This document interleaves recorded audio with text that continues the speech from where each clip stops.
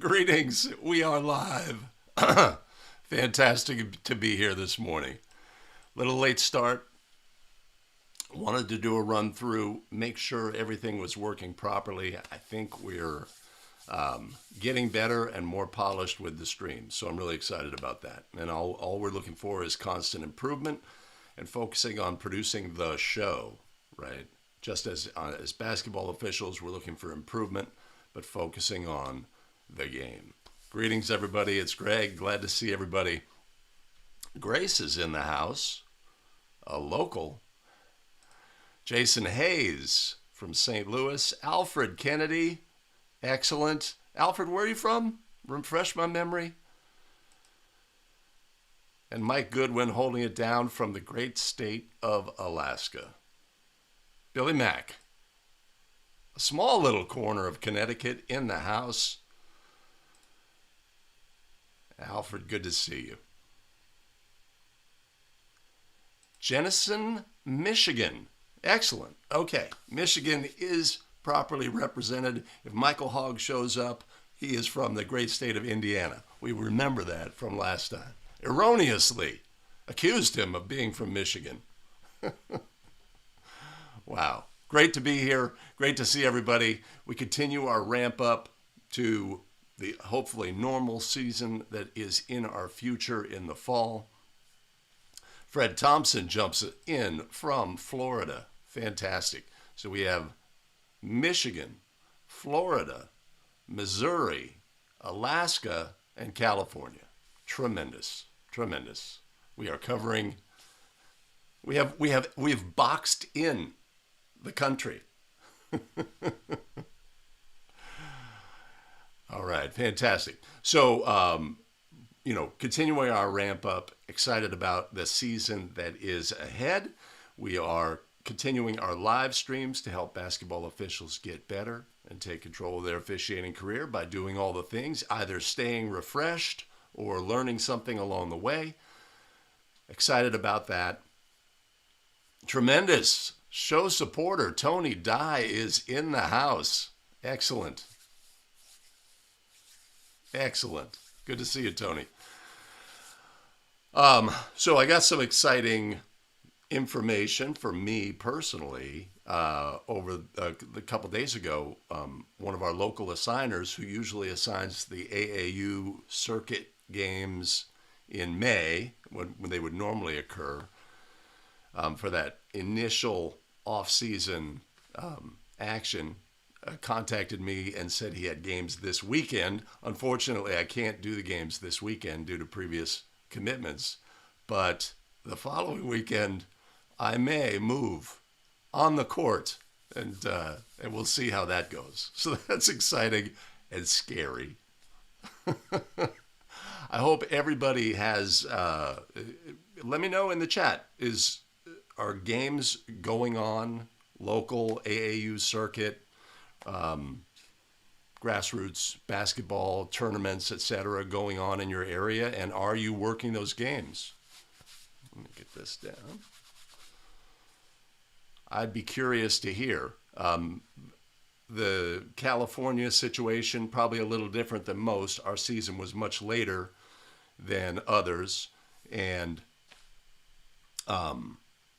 I think we're just now entering the summer season, as it were. So games will be available, and that'll be exciting, and I look forward to being back on the court.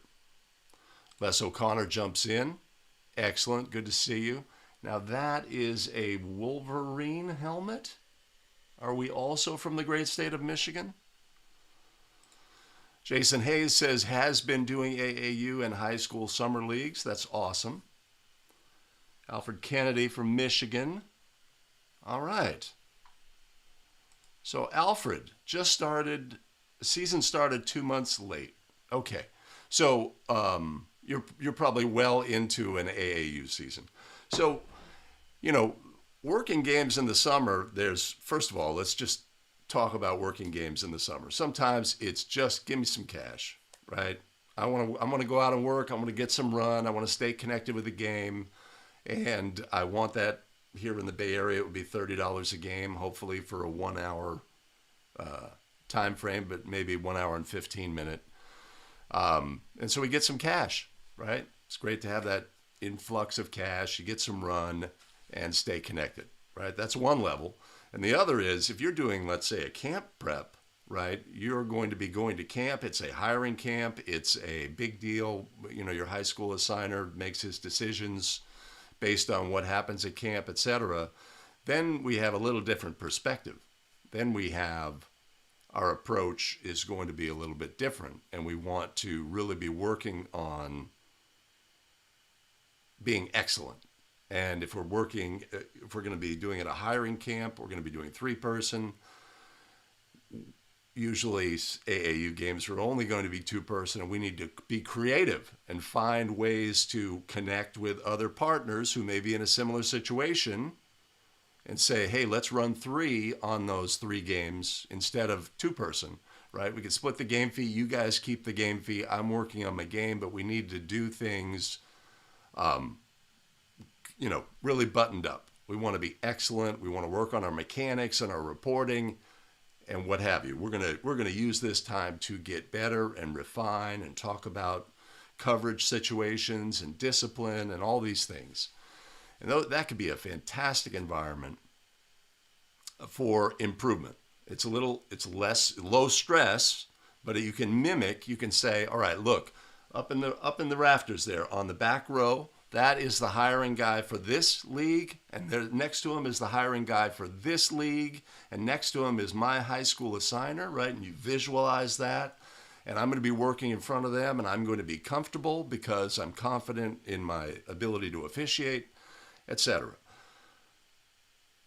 We could take advantage of that in all its glory, right? And say, let's just be as polished as a crew as possible. So that's another approach to take. If you are a newer official and need game video of yourself working, this can also be a great environment, right? Well, a few seasons ago, when I really got into video game analysis, I created a rig. Which was a mono, not a tripod, but a monopod, right? It folded up to be about this long. Had a little phone adapter at the top. Had an old phone that I had no longer used, but that had a functioning camera. And I used a external power supply because the battery on the old phone had kind of crapped out. So all in all, the whole, not including the old phone, the monopod, the adapter, the cable, and the battery was maybe $65 worth of stuff, right? Attach the phone, I go to the stands, and I say, hey, who wants to make $20? Right? I do, because there's kids who are there. They're not officiating this game. They're big brothers playing in the game, etc., etc. Somebody will be willing to stand up and hold your monopod and start recording and just move from one end of the court to the other, right? The monopod keeps it stable enough, but very flexible, and they can be in multiple spots, right? So then I do that, and now I have an hour's worth of game video. And if I'm working towards a camp setting or a hiring setting, then I can analyze that game video, and I was working on the things, and I could see how I did, etc. So there's many approaches we can take with AAU and Summer League games, but we can always be working to get better. And we naturally as well have to build in, all right, either recognize we are working rec ball mechanics. We are not switching. It's all convenience. Keep the game moving, etc. If we do that, we do that. But we have to have eyes wide open that we are embracing that approach. This is not going to bleed into our officiating once we're in a more formal environment. But we get the work in, and we get the games done. All right, let's take a look in the chat. What do we got? Rick Watson is in the house, Virginia. Games have been going and going for a while. That's great. That's great. Are you working, Rick? Have you been working games? Les O'Connor. Strong. Okay. Yeah, I think Chicago is a pretty is quite a hotbed for high school basketball as well. Spooky Nook. I heard what's go- that sounds familiar, but I'm not exactly sure what that is. That's like a big time environment. Spooky Nook. Working on training. So how are you using AAU format? Those environments for training. Let me know on that, Rick.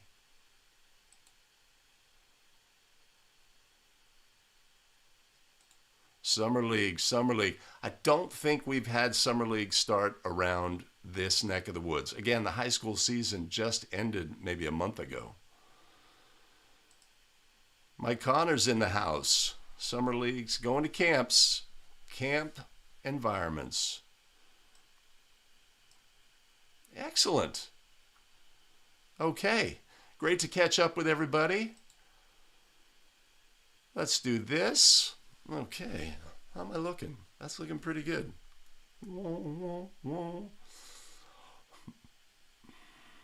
Center. I have a tendency to lean this way, right? Poor posture. Just stand up.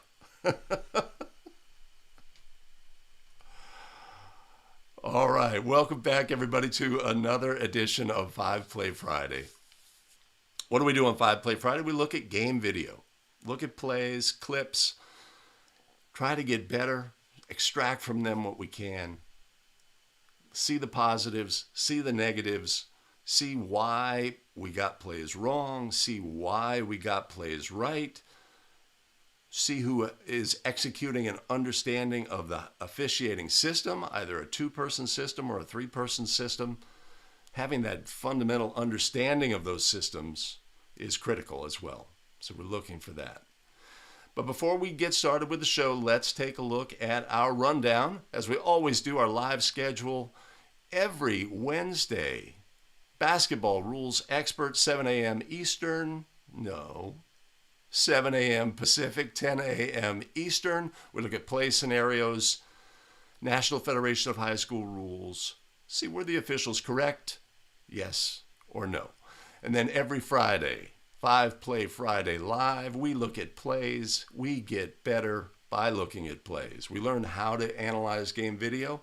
We learn how to recognize positive and negative habits on plays and adjudicate plays properly. And then, on occasional Mondays, we have a Masterclass Monday. Next week we'll begin throw-in week at A Better Official. We will be looking at throw-ins on a Masterclass Monday. Presentation on throw-in rules and restrictions. On Wednesday, our basketball rules expert will focus on throw-in play scenarios. And on Friday, 5 Play Friday, we'll focus on free throw. Wait a minute. Time out. It's a 30.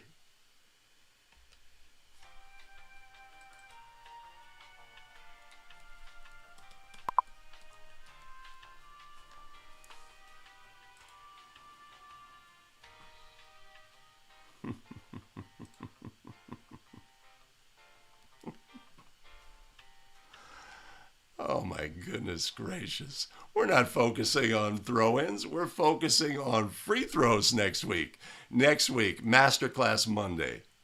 Free throws, rules and restrictions. Wednesday, basketball rules expert, free throw, play scenarios. And on Friday, 5 Play Friday live, we will look at free throw plays for video analysis. That is what we're working on next week at A Better Official. If you're new to the show, jump in the chat, put new, let me know where you're officiating from, and as always, put your voice in the game. Jump in the chat with opinions about the plays, things that you see that maybe we're not discussing. That's one of the things about watching video is one person sees the play and they say, I see this, this, this, positioning this, this, this, right? Remember we had that, Billy Mack pointed out, we had that jump ball play a few weeks ago. Jump ball, batted, two players, non-jumpers, have a held ball situation. And on the second jump, the official had his whistle in his mouth, right? Sometimes you see things, sometimes you don't, right? So if we all put our voice in the game, we can point out things that occur in the video that are important things to recognize. As always, be a great time to hit like, subscribe, notify, and share the video with other basketball officials who can find value as well. Okay. In this episode of 5 Play Friday, we'll be looking at some miscellaneous plays. This is sort of an unstructured week in between our Masterclass Monday weeks, which may start coming more frequently. I think it's easier for us to have a topic to discuss. Oh my goodness. Rick, I see your comment. I hope all is well and that you are recovering well. Okay, I'm interested. Using game film and NFHS rules and casebook for training. In what format are you doing that? Are you doing Zoom calls? I'd really be curious to see. Rick, I really hope all goes well with that. Fantastic. All right. Rick says Zoom calls. So I'd be interested in hearing more about that. As we talked about in a Rules Expert episode on Wednesday, really interested in finding the best practices, as so many officiating associations have moved to online training. We need to be better at online training. We really do. We need some expertise. We need some best practice. I'm learning this software, this Ecamm Live software, which is live streaming software for a Mac, but also allows you to do all of the things that we can do here with overlays, video, better quality video, instructional overlays with language and PDFs, etc. You can do that all through a Zoom call. So I could use my virtual camera for any production like this and run it through Zoom so that the production quality of the Zoom was better. So there'll be a link below, an affiliate link below for Ecamm Live software. It's Mac only, and it's fantastic software. Yeah, because on Zoom calls, video gets really choppy, and that's a consistent thing you see, Jason, and something that I think we have to get better. If we're going to do video instruction, the video quality has to be excellent. Okay, and with that, give me just a second. Let's get started with the show.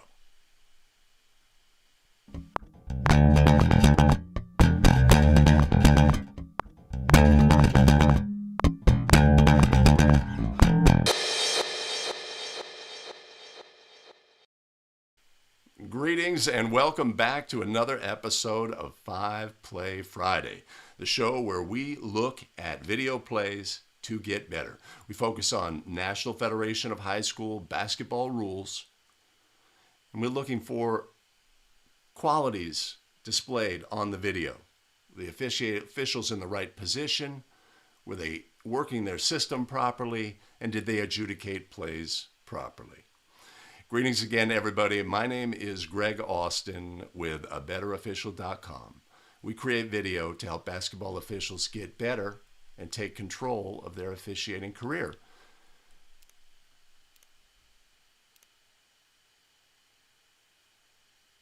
Now would be a great time to hit like, subscribe, and notify, and also share the video content with other basketball officials who could find value as well.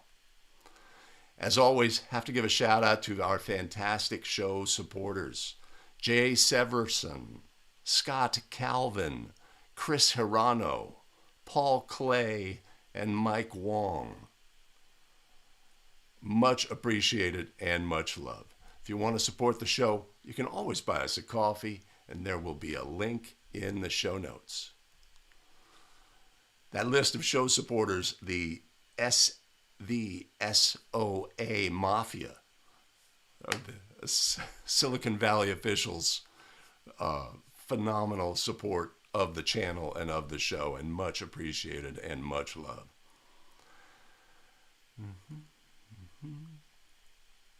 Yeah, okay. I messed that up. I'm going to fix that in editing. Got it.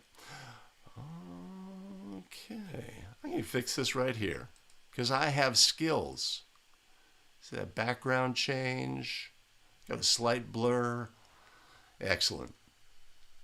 All right, today we're looking at a mixed bag of plays. Looking to get better. Let's take a look at our very first play.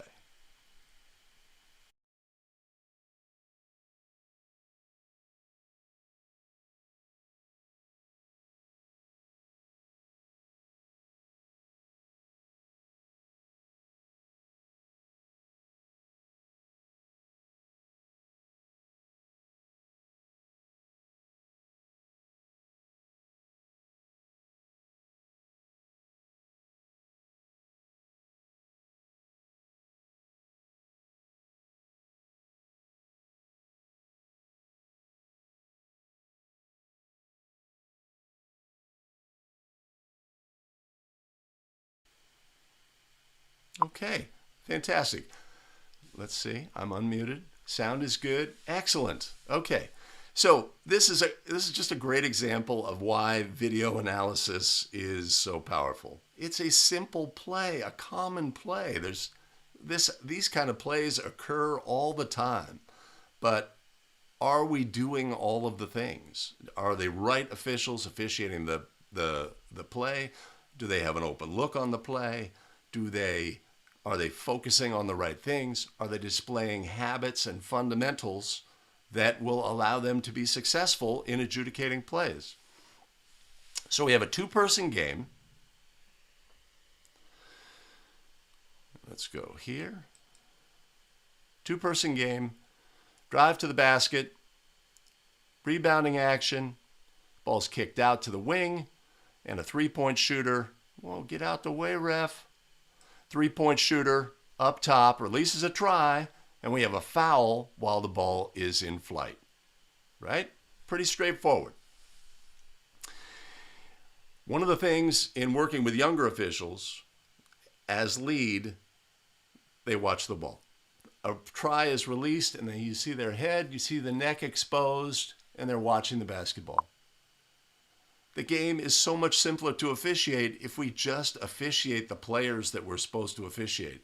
If I said to somebody who is not a basketball fan, well, watch this play, they're probably watching the flight, or not a basketball official, they're probably watching the flight of the ball and they may miss the foul. We certainly don't expect the trail official to see the foul, but the lead official, this is the easiest call you can make. It's really straightforward, right? So, if we're looking at the right things, if we're in the right position,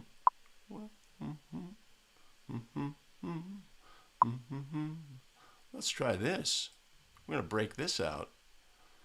If we are in the right position and we are looking at the right things, officiating basketball is really pretty straightforward. We are excellent at our play call quality when we are looking at the right things and have an open look on plays. So, obvious foul displacement by the player from behind, grabs the shoulders, throws the player to the ground. Easy call. The complexity may rise, okay, this occurs while a try is in flight. What does that mean for our play? Try is in flight, and while the try is in flight, a foul occurs. Does the ball become dead? No, the ball does not become dead. A try in flight goes in the basket. defensive foul, we will score the goal, and then we will enforce the foul. If we were in the bonus, the offended player would shoot free throws. If we are not in the bonus, throw into the offended team at the spot nearest the foul. Pretty straightforward.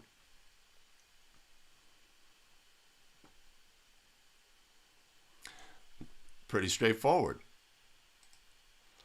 Jason says two-person varsity. Yes, it's a thing. It's a big thing out here in California. And while we'd like to change it, the fact is that the shortage of officials is not going to enhance our ability to get three-person crews on all varsity games. But it is an objective of mine, and I'm working actively to try to make that happen. Mike Connors throw in at the spot of the foul. Correct. Score the goal. Rick Watson has that as well. Zucci is in the house. Gerald Masucci joins the chat. Excellent. Score the goal. Ball goes to White. Either designated spot throw in or free throws if they're in the bonus. Right? It's a pretty straightforward adjudication of the play. We could say, how do we handle the reporting of the foul? And should the official as trail score the goal when the ball goes in the basket, right? The ball's in flight, whistle.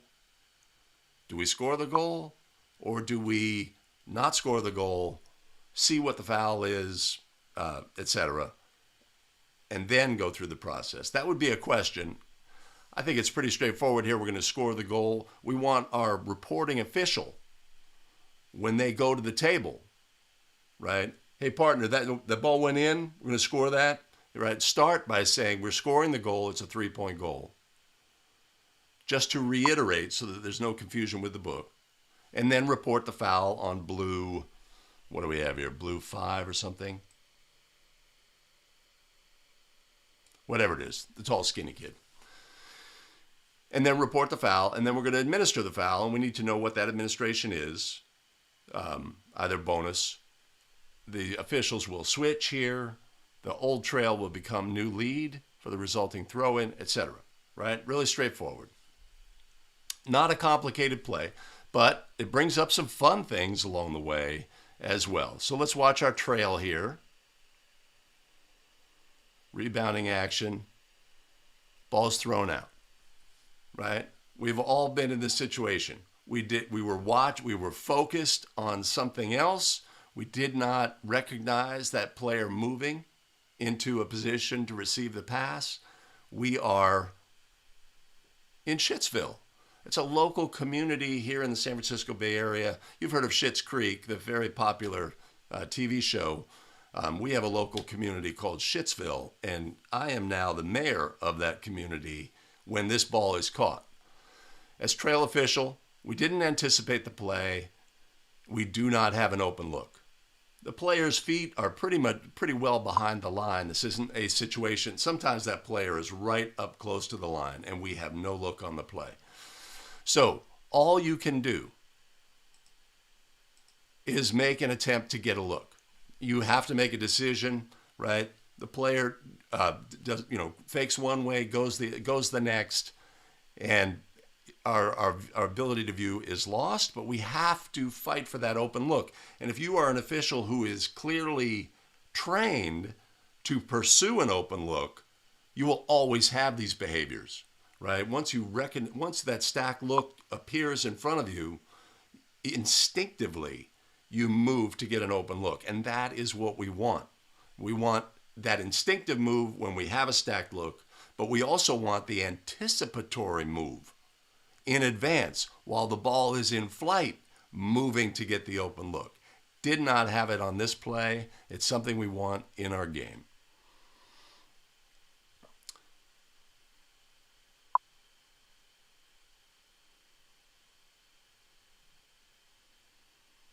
All right, now let's shift to the shooter, our three-point shooter, and just review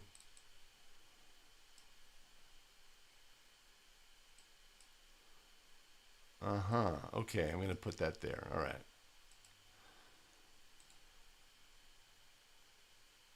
Right? When we have a shooter, what are we doing? We have to see the feet well behind the line. We could probably see that peripherally. It wasn't a situation where, again, the foot was super close to the line and we had to have a more focus on it. We have a shooter, airborne shooter, attempting a try. Once they elevate, we have to shift our focus. Oh, it's coming. It's coming. Wait for it. Oh, we have to shift our focus to the shooter and their arm. Okay? If we focus quickly on their arm, we will see any illegal contact on the arm. Any elbow, forearm, wrist, etc. So we have to have that focus and awareness. He's going to put that away. He's going to play. And then after, we have to see, is there any contact on the body? So what does our focus shift to? Is now going to be body. Did this offensive player extend a leg? You know, trying to fool the ref, draw a foul? Is there any hip contact by the player going by, etc.? And, you know, so what we like to say is we have to officiate the player up, down, and a little bit more, right? Oftentimes, this player runs past, but oftentimes somebody's running at our shooter. The try is released.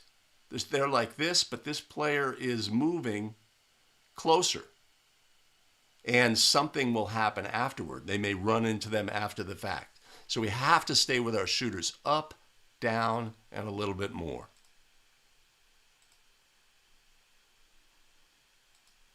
Just simple basics, but something we have to do with shooters each and every time. One of the things you can quickly review in your game video when you analyze it, did I stay with shooters? Up, down, and a little bit more, right? So you're in a two-person game like this. Your partner's on an island. They're officiating 10 players for the rebounding action, right? I like to say we have to have an agreement as a crew going in. I'm going to stay with shooters. That's the most important thing at that moment, right? Understand that. Maybe expand your rebounding coverage as needed because I'm going to stay up, down, and a little bit more. Expand your coverage. I'll be back to officiate the rebounding action, but you've got it all for a brief moment.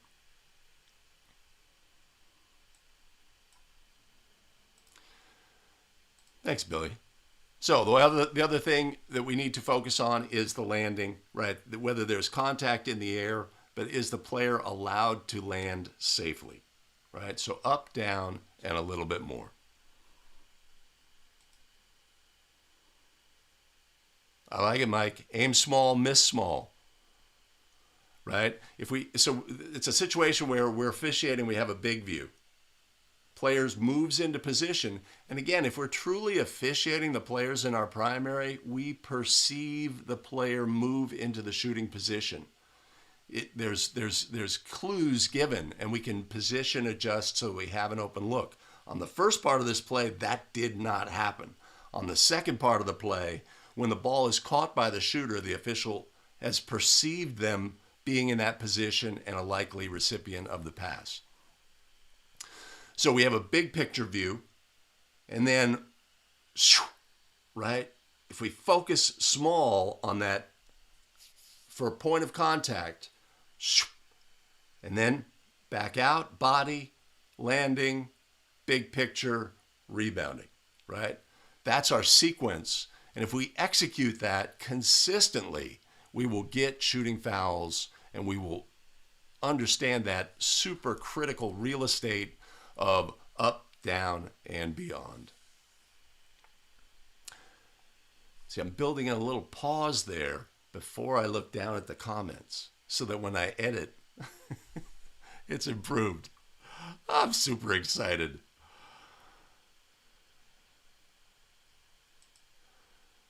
Rick, don't lean to get a look. Absolutely. Absolutely. On the initial play, as the honorary mayor of Shittsville, There was some leaning going on. Hey, Tony, good to see you. And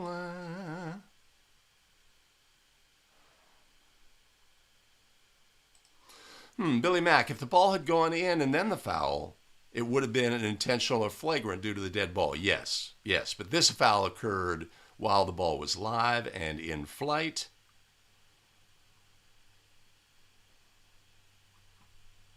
Alfred Kennedy calling out California. We have got to get better here in California with the three-person. There are, there's a certain percentage of games that are three-person, high-profile games, league games. In many leagues, the game administration or the coaches can request a three-person crew. But that's what we have going on.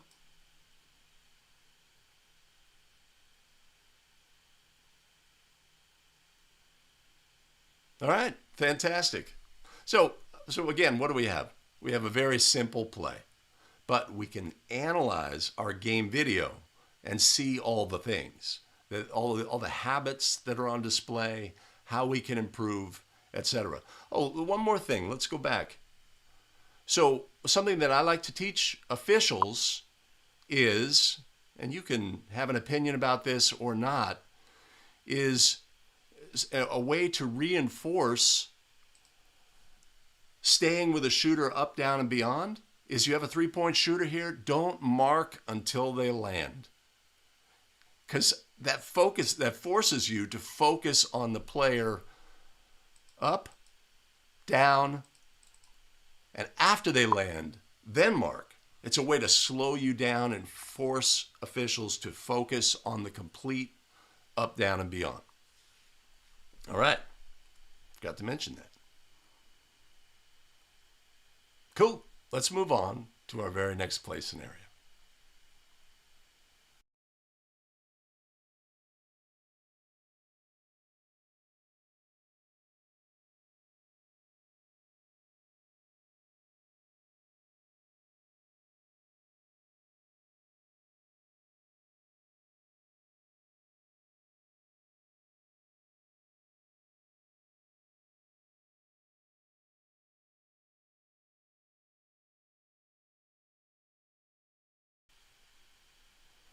All right, screening play ruled an illegal screen by the trail. Some designated spot shenanigans. A possible switch where the officials don't switch. Let's take a look at the play.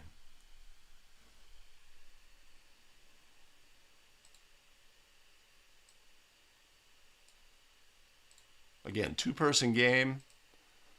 Open look on the play. Shoulders somewhat open. We want to have a 45-degree angle here. What we don't want to have is a 90-degree angle or 180-degree angle to the sideline. We don't want to turn our body so we shut off information. 45-degree angle allows us to move our head and see plays. We can look, over our shoulder, or in this instance, I can't. It's all reversed. But we have an open look on the play. We see the screening action coming. If we have a wider view, we can anticipate plays better. We see the screener.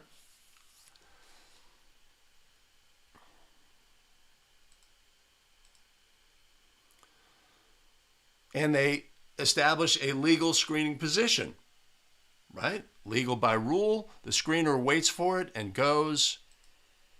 And then our screener moves into the path of the defender who's moving under the screen. There's hip contact here, which causes that player to lose their rhythm, speed, balance, and quickness. They are affected by the contact. If the player was able to slip by, right, the actions were potentially illegal by the screener, but without contact, it would not be an illegal screen. But if we have illegal screen, or we have contact, illegal screen is the ruling.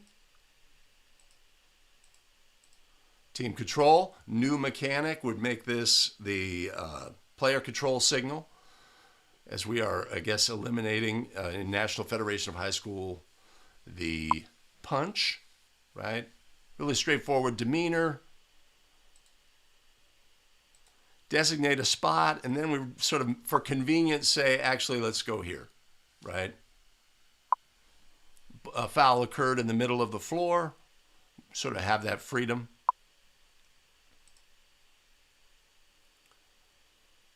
Report, not in the reporting area. Open look at the table. We could move into the reporting area, but we need to know what's going to happen next, right? If we are going to switch all fouls, National Federation of High School, switch all fouls, the calling official would be the official who administers the resulting throw-in. But is that the most important thing? Yes, no, maybe so. Who knows about mechanics? The two officials know about mechanics. Does anybody else in the building know about mechanics? Not necessarily, right? So we can just always flow to keep the game moving, etc.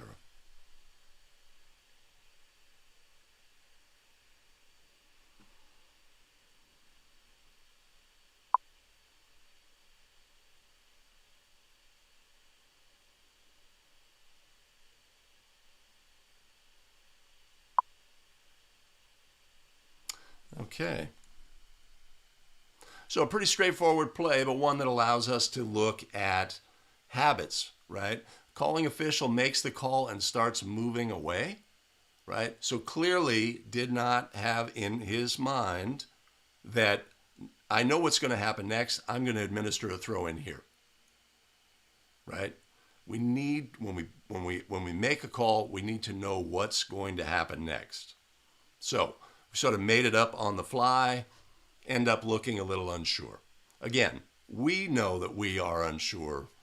We know what's going on in terms of mechanics. The stakeholders in the game, not so much.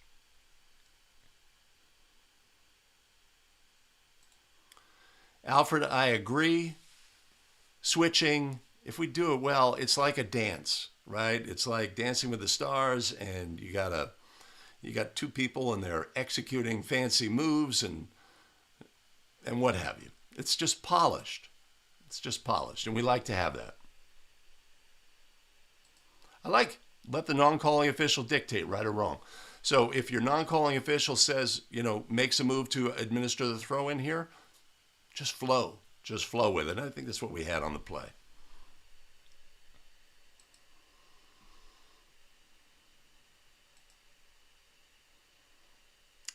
Mike Connor's roll and pick alone is not illegal. Agree. The contact is necessary. Yeah, we're not gonna make a big deal about it. No. It's my throw-in. I'm going to take it. Now you go down there. I saw a lot of that in a recent camp I attended with younger officials, newer officials. A lot of finger pointing to their partners, right? Instead of, a more polished, excellent. Let's adapt. Let's move. Let's flow, etc. That smoothness is important. That's something that stakeholders in the game can perceive. Is comfort with the officials in how they move, etc.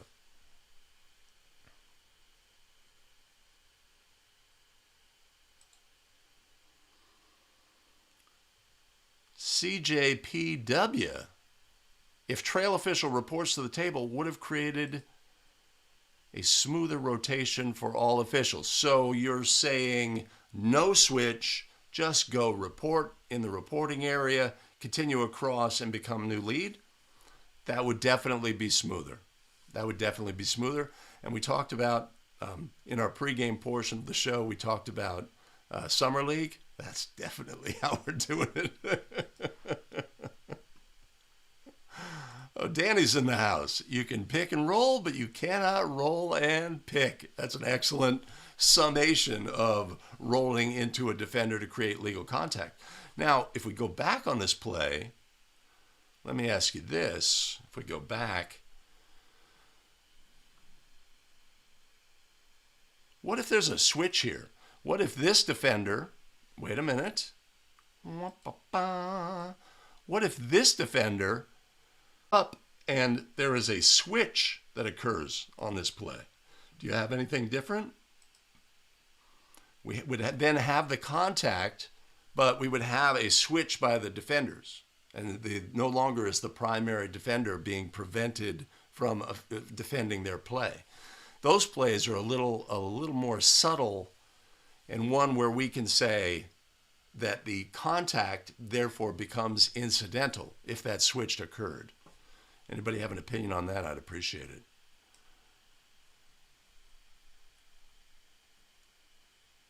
All right, so our second play, another simple play.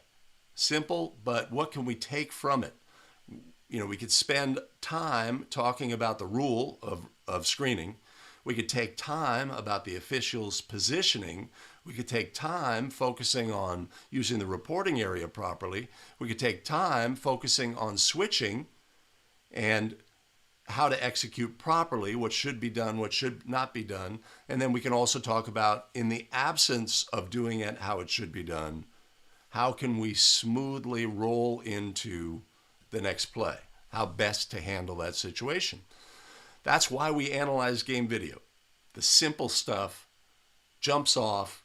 We can work on that. We can just identify. That's the first step, right? If you're an official, you're breaking down your game video. The first step is to identify these things.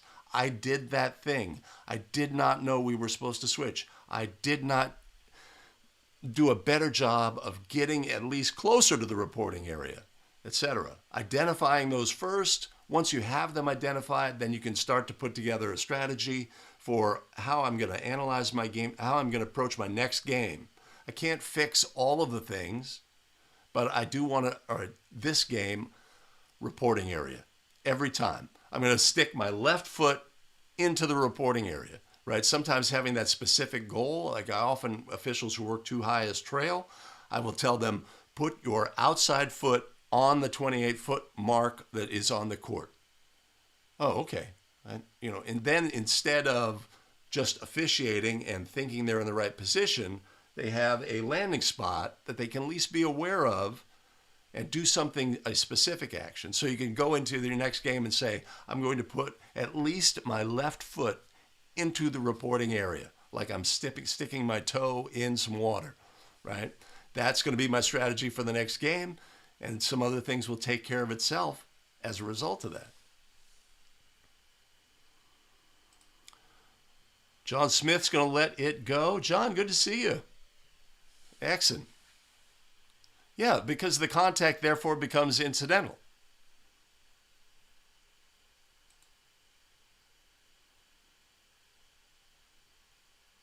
Okay, so Mike's going to draw the line and he's going to say, we're going to primary versus secondary makes no difference. This is something that you want to pregame, right? How we're going to handle the situations like this. Maybe this is more of an advanced pregame. Let's say you have intel that both of the teams set a lot of screens and how we're going to officiate screening action tonight. Let's talk about this play scenario where the defenders switch and one player jumps, and then how we're going to officiate that roll action, right? So it'd be a great topic for a pregame discussion. Gets you into screening in general, right? So one of the ways we can enhance our pregames is if we have intel, like a local team, they run a lot of screening action off ball. We know that. Okay, that's going to make our job as officiating that game on this night. We need to have consistency. We need to, first of all, see that screening off ball, which in two-person is difficult, right? If it's occurring at multiple spots on the court. And also, we need to officiate it consistently. At this end of the floor, at this end of the floor, by official A and official B. Okay, so it's great to have a pregame topic that is brought on by some attribute of the team. Okay, let's talk about that. And it'll lead to other discussions as well. All right, great discussion in the chat. I really appreciate everybody jumping into the chat.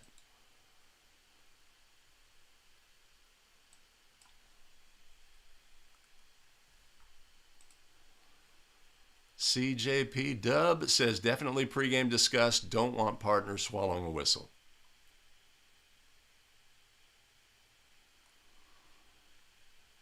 I hear you, Mike. Okay, let's take a look at our very next play scenario. Actually, I'm going to go back. Let's take a look at our next play.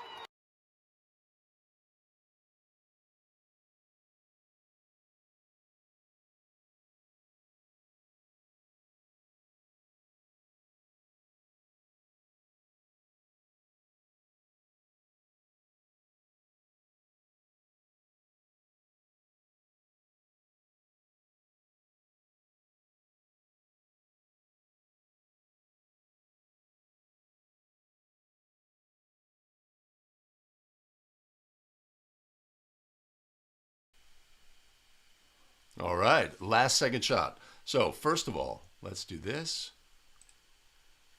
and this.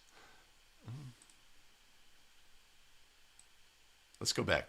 So let's first identify that this is a unique configuration due to health and safety protocols. The table is on the side of the court where the camera is. The benches have been moved across the gym in an isolated fashion, so that they are away from some fans who are at the game, obviously, for health and safety protocols. So our calling official here, the one who makes the ruling, is the official opposite the table in this unique configuration. Last second situation, inbound, try, misses, rebound, put back, ball goes in, but the official waves it off.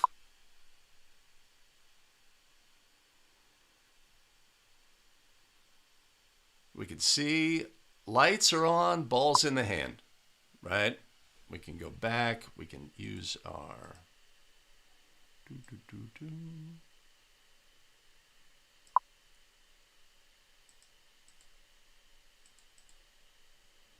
lights on, ball's in hand. Call correct. Let's look at the behavior of the calling official on this play.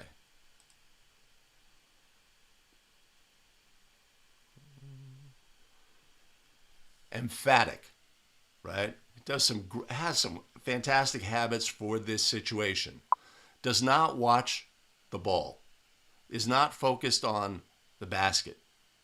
Is focused away because the ruling is no shot. No shot. Emphatic, unquestioned, right? That's what we need in this situation. We need certainty. We can't waffle. We can't be uncertain. We have to be emphatic, right? We often talk about NFHS says officials should not use signals that are intending to bring attention to themselves. In this situation, that's out the window. We are bringing attention to ourselves. We are making a game-deciding ruling, and that ruling is no shot. Right? We are emphatic. Right? Now, unlike the NBA, we don't have the ability to go back and look at game video and ensure that it was in the hand, not in the hand. We have to make a ruling with the officiating crew on the court. Love it. Love the behavior. Goes away from towards the division line in a sort of a neutral part of the court, emphatic, etc.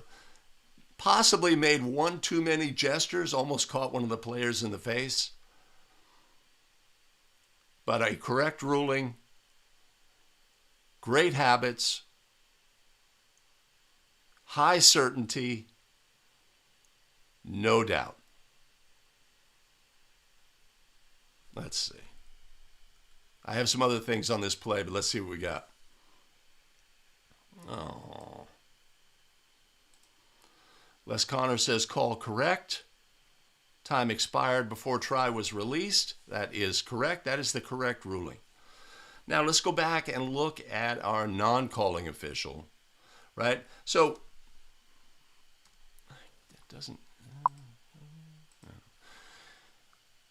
One of the things, especially in a contested environment like this, I think that it's better if our crew is connected, right?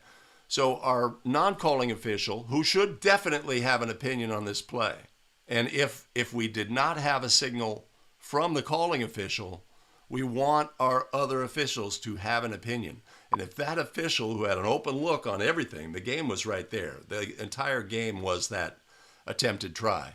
If that non-calling, if the trail official in this instance had a look that the ball was in the player's hand, they need to step up and put the game ahead of the crew. But that did not happen. Okay, our calling official, so they're sort of swarmed by players, etc. And our trail official looks like he's joining the lead official, and they're going to wait for their partner. I think possibly some better behavior would be a lot of head nodding, great call, partner, right? To show that cohesiveness as a crew. And I would also move towards my partner because I want to join them, and then we are going to put a bow on it and exit the game as a crew. That's what I'd want to see in this scenario. I don't want to leave the calling official out to dry. I don't want him to have an interaction with a coach, the coach who on the losing side who has something to say. It doesn't look like that's the case here in this environment, but we don't want to leave somebody behind, and we want to exit as a crew. And if we do that, right, our crew has come together, finished the game, done all the things, and made that exit together.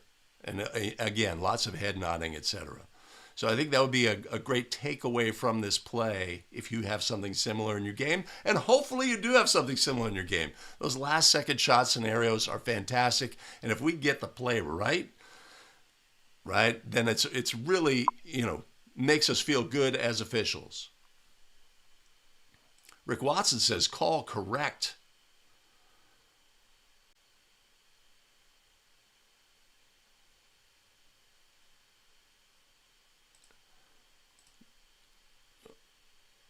Rick says didn't get into the right position. I think he had an open look, but the engagement level was pretty low.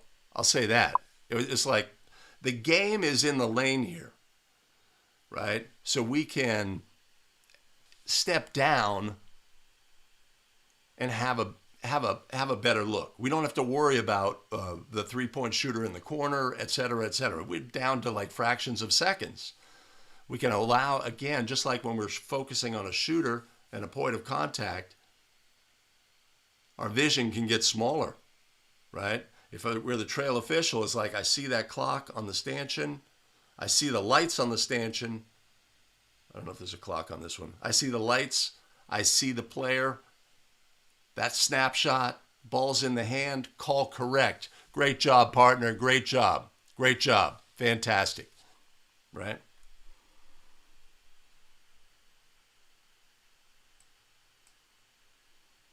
Okay. There's an intense discussion of three-point mechanics, National Federation of High School Basketball rules, in the chat. Awesome. Okay. Again, simple play scenario, call correct. What can we take from it? Great habits by the calling official, the ruling official, who says no shot, and it's emphatic, strong. The game appreciates that. Even if you're the coach who missed out, I appreciate the heck that you were not waffling. I'm not sure. What do you have, partner? Or anything like that. The game wants strong officials with confidence and conviction. Approachable, but confident, etc. So, great habits displayed by the calling official. There's some things I think we could have done as a crew to support our official and put a bow on the game and get out of there and go enjoy a post-game beverage. All right, let's move on. No, no. Let's move on to our very next play scenario. It's a fun one.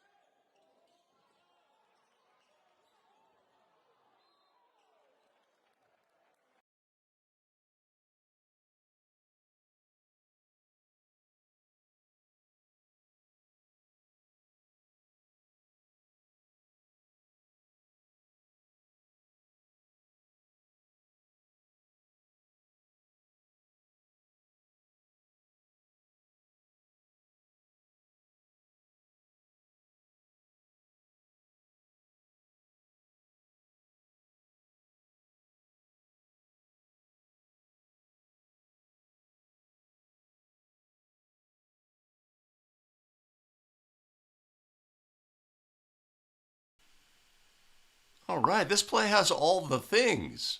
There's a lot going on in this play. Okay, so let's set some ground rules.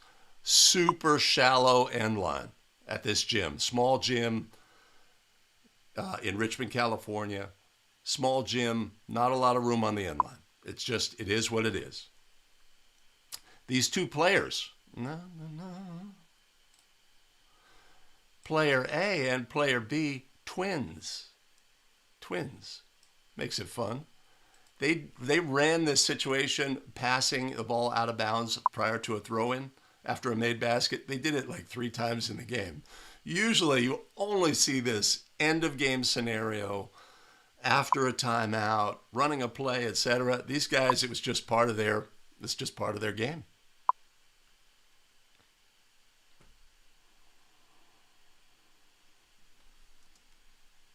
All right.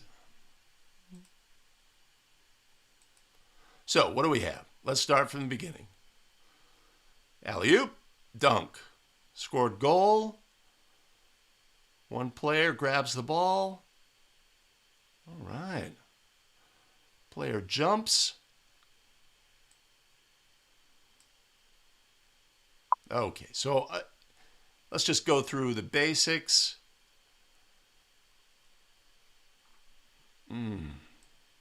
I see.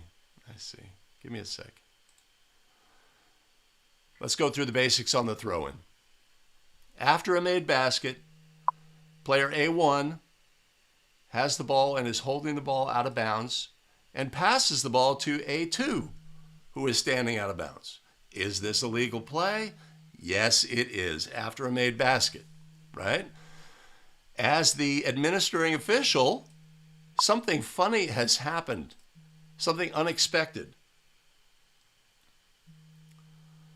We had begin our count and we maintain our count, right? This is an excellent habit. Something funny has happened in our game. Like if we're in the backcourt, a 10-second situation where the administering official, we have a backcourt count going, the ball is deflected, you'll see like a significant percentage of officials stop their count. And then the team in control regains control of the ball, and then they have to start a second count, or they never resume a second count, etc. Something funny happens, just keep your metronome going. You can always make a ruling. You can always make that go long. So that's a great habit on display. The throw-in, the pass amongst teammates is a legal play by rule. Throw-in pass. Let's say this player had a foot in the backcourt. They had their backcourt status and caught the ball and landed in the front court. Legal play, right? A defensive player can make that move legally. We have a deflected ball, and we have displacement by the white player. There's a loose ball scenario, right? But we have to make a judgment. I believe the score in this game was not close. But we have to make a judgment about whether that contact is illegal or not. The calling official says that's illegal contact. Great. Okay, let's say we're in the bonus. What happens next? Right? What kind of foul is it?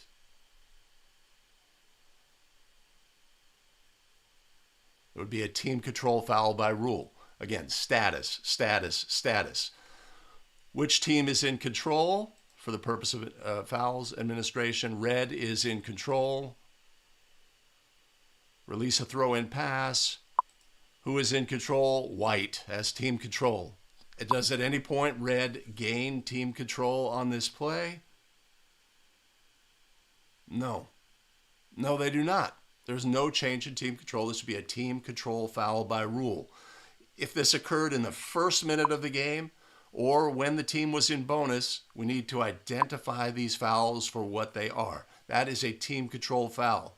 If we identify them each and every time for what they are, then when it is bonus and everybody anticipates free throws, then we know and we can stem the tide and say, no, team control foul by rule on this play.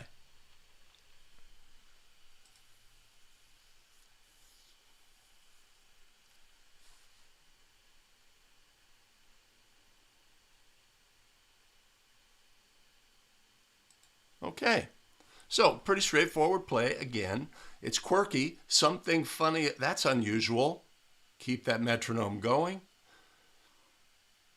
Understand status, backcourt rules, the legality of that play.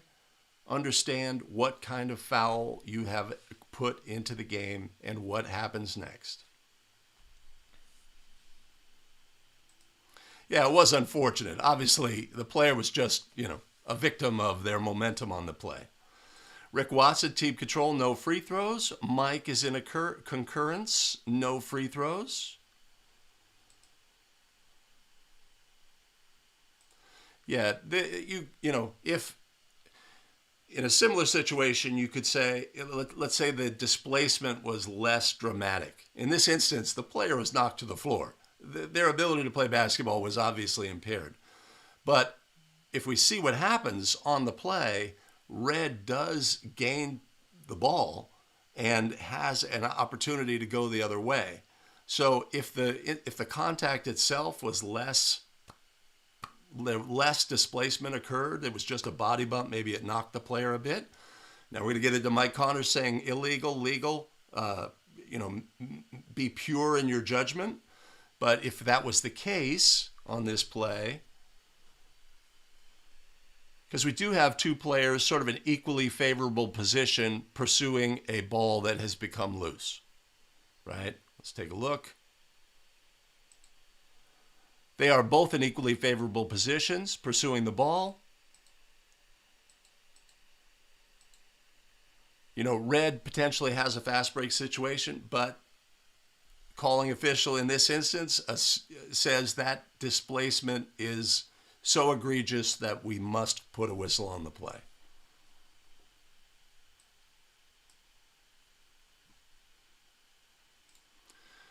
Billy Mack says many guys, maybe even me, would shoot these in bonus. Yeah, it's true. It's true. You see it all the time in game video.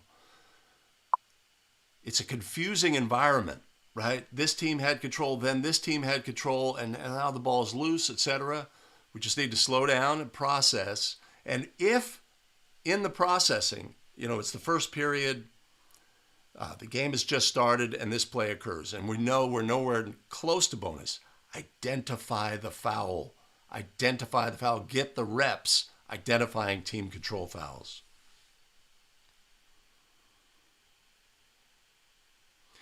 And if you are the non-calling official, right, you can help a partner identify, just take a moment, put it in the game. I have a team control foul on that one, partner. Team control?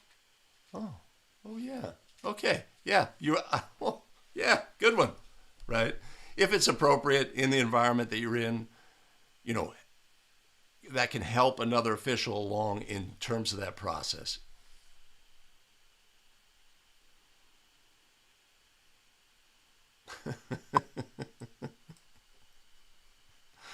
All right, fantastic. Great job. Fantastic. Okay, let's move on to our very next play scenario.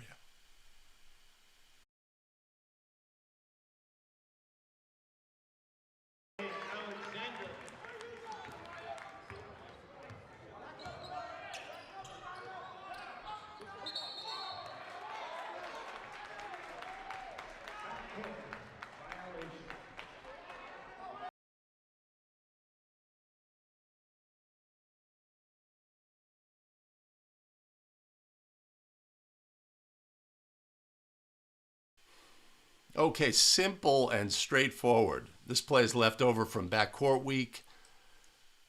Obvious backcourt violation. Obvious. Two-person mechanics here.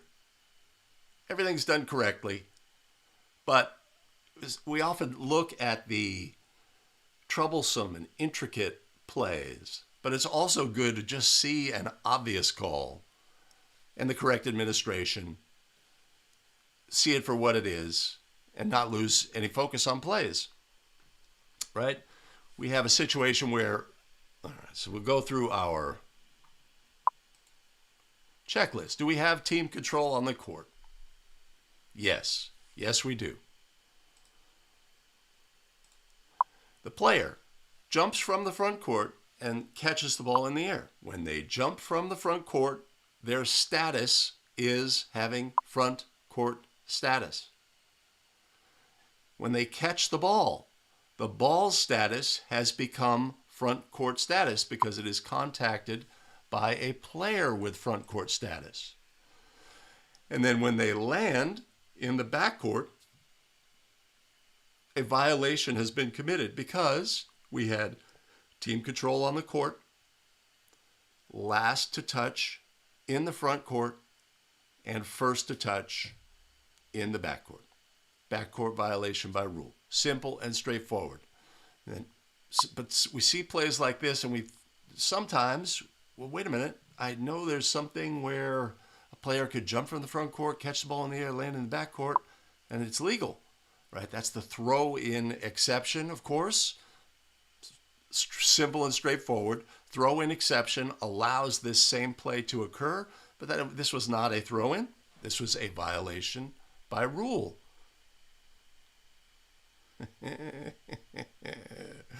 Paul Sullivan is in the house, and this is a local official, Dave Murphy.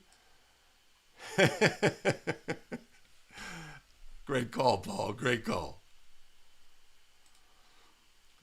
Les Connor stating a fact. The ball has front court status when she catches it in the air. When she lands, a violation occurs. Billy Mack says, on Jupiter with extra gravity, this would be legal. But let's think about space station. Let's say they build a space station with a basketball court on it. Player could jump, and they're going to be floating for a long time. Player could be up in the air, it's like, who am I going to pass to? I wonder how passing the basketball would work in an environment like that. Okay. Alfred Kennedy, call correct. Rick joins in as well.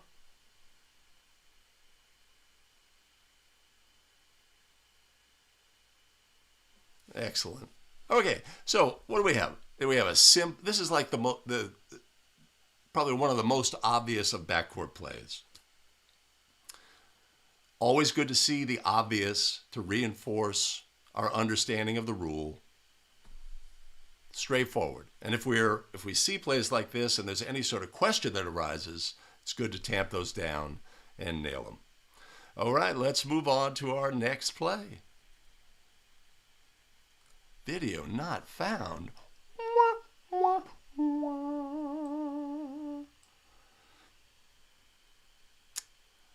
Okay.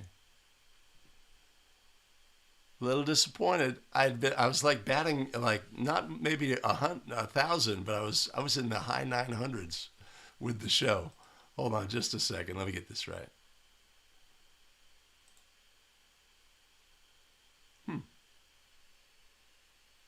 Let's do this.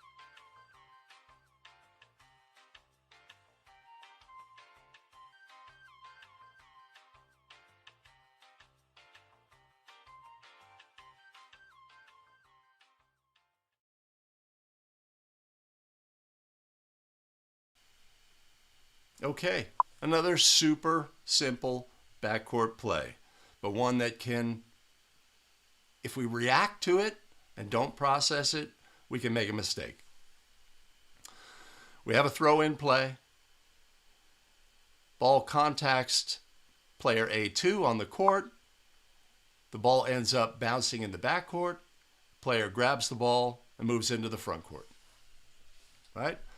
Simple, straightforward, but let's break down statuses. The ball has become live on the throw-in when the player catches the ball. Player releases a throw-in pass to a teammate with front court status. Teammate attempts to catch the ball but fails to do so. While the ball's in midair, the player reaches out and bats at the ball. The ball bounces in the backcourt. They catch it in the front court. We look at our backcourt formula. Team control on the court. We know we have team control during a throw-in, but only for the administration of fouls. In order to have a backcourt violation, we need team control on the court. When does this player gain team control? That's the key question on this play.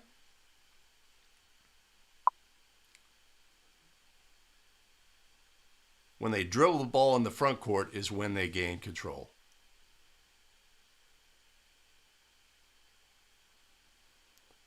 Muff, bat, not a dribble. That's your judgment, but that's not a dribble by rule. When a player, in order for a player to dribble the basketball, they have to be in control of the basketball. Was that player, when they made that bat of the ball, in control of the ball? Did it establish control? That's what we get paid the big bucks to determine.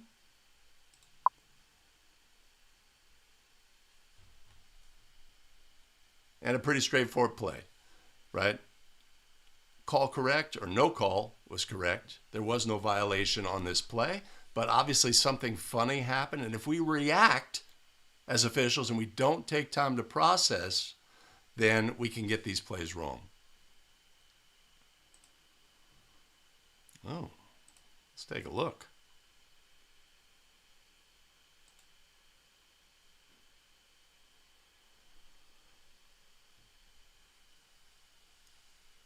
I'm not sure which play you're referring to, Danny, the previous throw-in or this one. Let me know. If she takes off with a foot in the half-court line, would it be legal? Okay.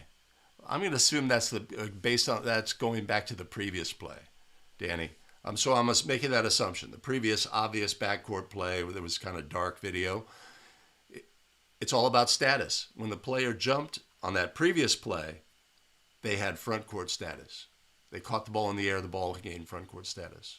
If they jumped and their foot was on the line is part of the backcourt, and they would therefore have backcourt status when they caught the ball in the air. So in that instance, the player's status is the key determinant here. Front court or backcourt. If they jumped with a foot on the line, it would be backcourt status. Let me know if I'm making a false assumption.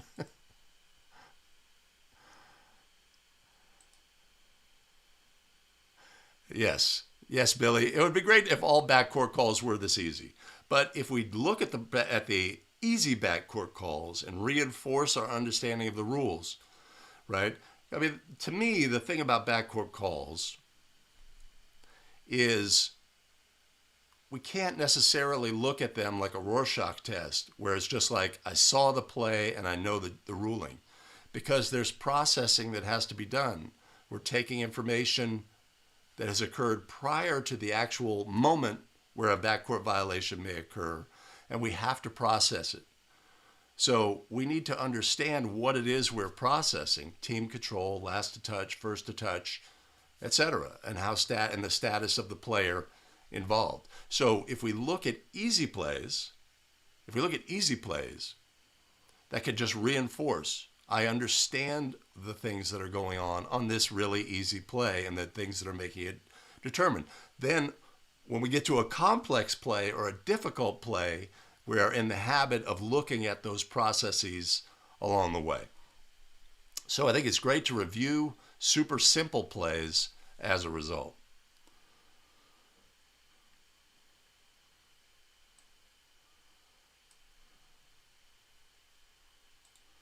Mike Goodwin says, fumble, legal. I agree. No control in the front court, says Mike. Easy play. Easy call. No team control, legal play. Everybody's going to get this. Okay. CJPW, question. If she dribbles in the backcourt, but her feet are legal in the front court, backcourt violation? Question mark. Okay, let's imagine that same scenario. The player pass is attempted to A2. A2 does not catch it. It bounces in the backcourt. She then begins to dribble in the backcourt with her feet in the front court. What is her status as a dribbler? Right? As a dribbler, she has backcourt status if either one of or both. In order to have front court status, she'd have to have both feet and the ball in the front court. So once she dribbles, once she initiates the dribble, a little bit of a window there. Once she initiates the dribble, she is a dribbler and she has backcourt status because the ball has not been bounced in the front court. So from there, with 2 feet in the front court and a ball in the backcourt, she could move both her feet into the backcourt because she has backcourt status. She could dribble forward, put the ball on the floor in the front court, 1 foot on the floor in the front court, and back out again into the backcourt because at all points she has backcourt status. A dribbler moving from backcourt to front court has front court status when all 3 points, a familiar refrain from coaches in all backcourt situations, when all 3 points are in the front court. And at that point, she has front court status and could not then bounce the ball in the backcourt. Good question.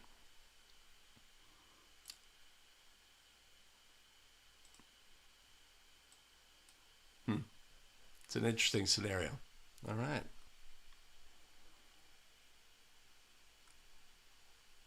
Okay.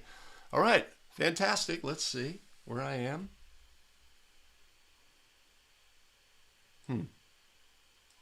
Okay.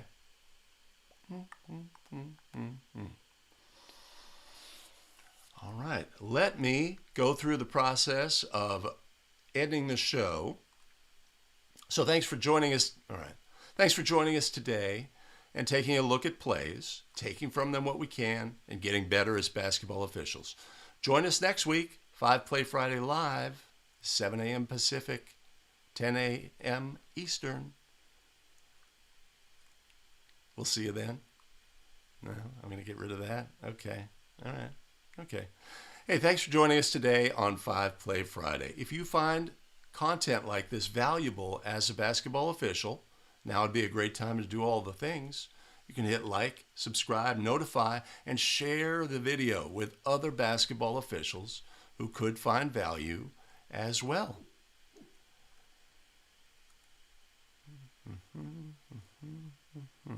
As always, have to thank our fantastic channel supporters: Jay Severson, Scott Calvin, Chris Hirano, Paul Clay, and Mike Wong.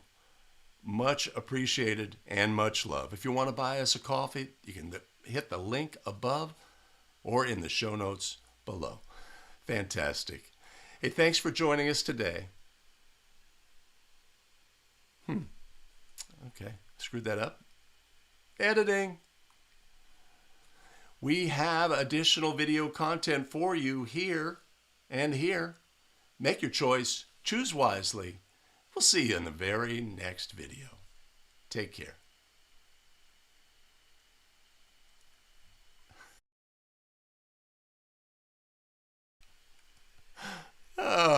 So things did not go well there. All right, fantastic. Yeah. Okay. Interesting.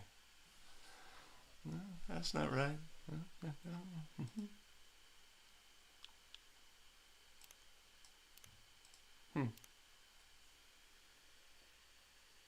Oh well. Rick, thanks. I appreciate the feedback.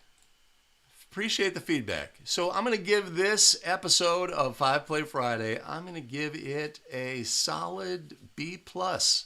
Did a lot of things successfully, a few breakdowns. So before the show, I started a little late, but before the show, things were frantic around here, making changes. But I think the format is solid. Next week, when we're doing Correctable Error Week, next week when we're doing Free Throw Week, it will be, I think we might rise up to the A+ level. I'm optimistic. I'm optimistic. Let's do this.